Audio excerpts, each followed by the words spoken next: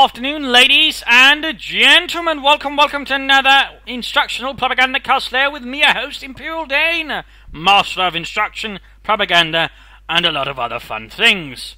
We're off here to look here at the StuG 3G for the third time doing Cover News 2. I mean, the StuG really has sort of changed in how it works as well, sort of bit there, so how to get the most out of it. And basically sort of large few patches lately there around the Brits release, but you also have to cover the British units, but either way, it's sort of changed a bit again, plus some change of target weak point, rather felt, make me feel like, it's time to do another video. That is the third video on the StuG 3G. So, here we go, ladies and gentlemen, the StuG 3G, whoa, oh, crikey, there we go, not 8 times speed, but basically, been more expensive now. It's a 280 manpower, 90 fuel unit. Still one of the cheaper Wehrmacht armor units overall, slightly cheaper than the Ostwind. In terms of capability, it has now drastically sort of strong improvement versus armor. It's almost on the same level as the StuG at a lower cost. I mean, tech-wise level, they're sort of the same, but it has slightly less range, slightly less armor. Well, no overall less armor than the StuG, but more or less sort of performs more or less on the same level at a lower cost. So that's what it works pretty well versus armor basically. Now medium armor, even heavy armor has to worry about it, particularly because it also possesses a higher rate of fire. Again, that's one thing that really changed about the StuG. It shoots fast, and that means you can sort of do a lot of damage very quickly if your opponent's not very careful. So that's always one thing to keep out with the StuG. It shoots fast.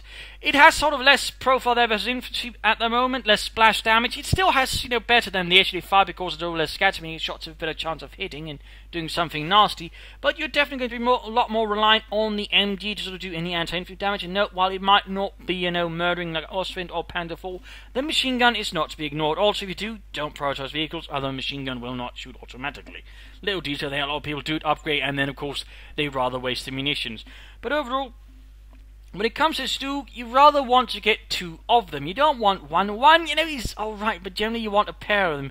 StuGs generally operate best in groups. Pairs is sort of here in companies where it's sort of works best because otherwise, it's going to become a mess of sort of management. They'll get stuck in each other and whatnot. So pairs is generally the sort of preferred group in.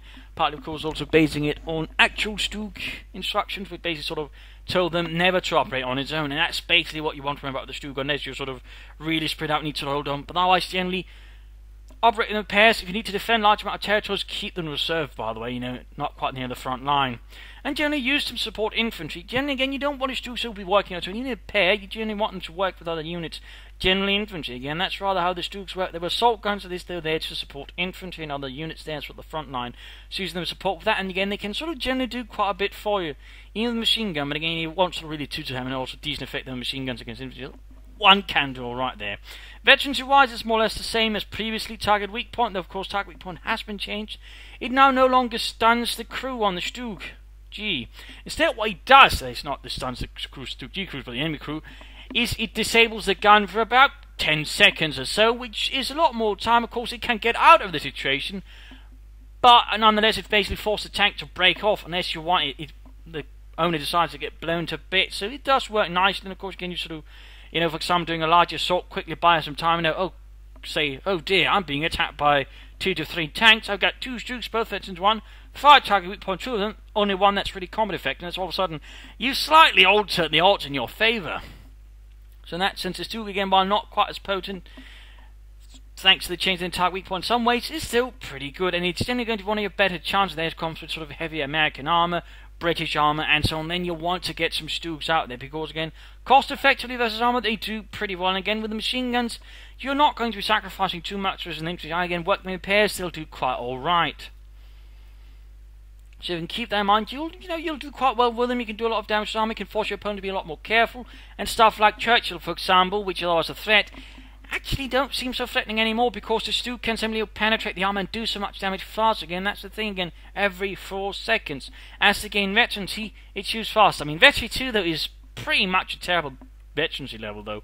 The armor bonus essentially doesn't amount to anything. It doesn't even put on the same level as a non-veteran Panther IV, and the rate of fire bonus doesn't move. It's veterancy fever, it's really gold for the StuG 3G. It shoots, I think, at that point, close to every 2 seconds, and I think the machine gun also shoots fast overall, meaning a veterancy 3 StuG is raids really out. I mean, it's veterancy 1, veterancy 3, that's good stuff. Veterancy 2, for all intents and purposes at the moment, might as well not exist, so don't even count on that one. Just veterancy 1, veterans if they're what you want to go, in that sense, getting the StuG lava bulletins to gain fast experience is a good idea.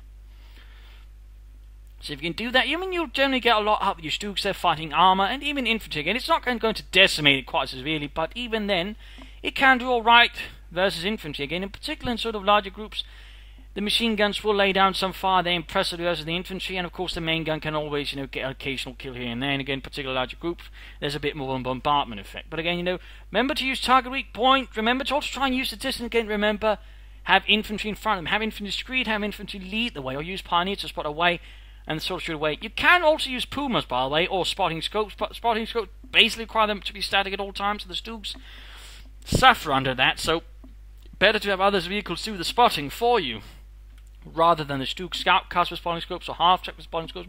There are options there, but either way, always try to make full use of the range, because if anything sort of closes in, it's not going to do well. And of course, if it gets flanked, the StuG is in a lot of trouble. It turns slowly. Maybe Veteran 3 does turn a bit faster, but overall, one of the big issues with the StuG is if it's outflanked, it's going to be a lot of trouble.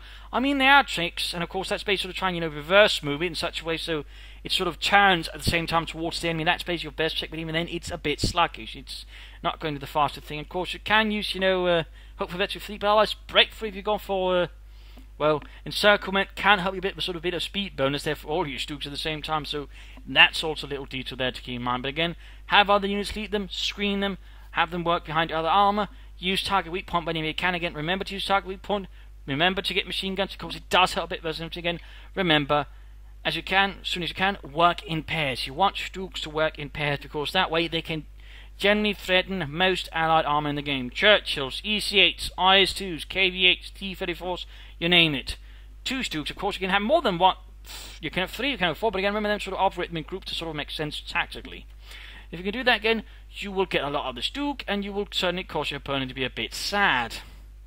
So that is rather what I think is sort of to impart there. Otherwise, there's probably also some good tips that still applicable to some extent from the previous videos, but I think this overall covers the new StuG and its new rules. It's still an assault gun, but now just more better versus armor, less good versus infantry, but still good, decent versus infantry if you know how to use it. And again, if you can sort of do that, it will be a very good investment.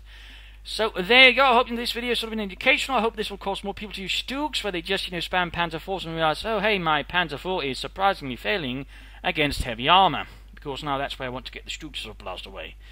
So hopefully that will do that. Hopefully it's been more educational. Hope that get people better understanding again. Of course, also how to deal with the StuG, because there might be more, there might not, but either way, flank it. Also, one of the bigger weaknesses of the StuG, anti-tank guns. StuGs have huge troubles with anti-tank guns. So if you have trouble with StuGs, get anti-tank guns. Try to deal with them that way. So that rather covers it. Thank you all for watching. Hope this is going to be educational, and hope to see you another time. Bye.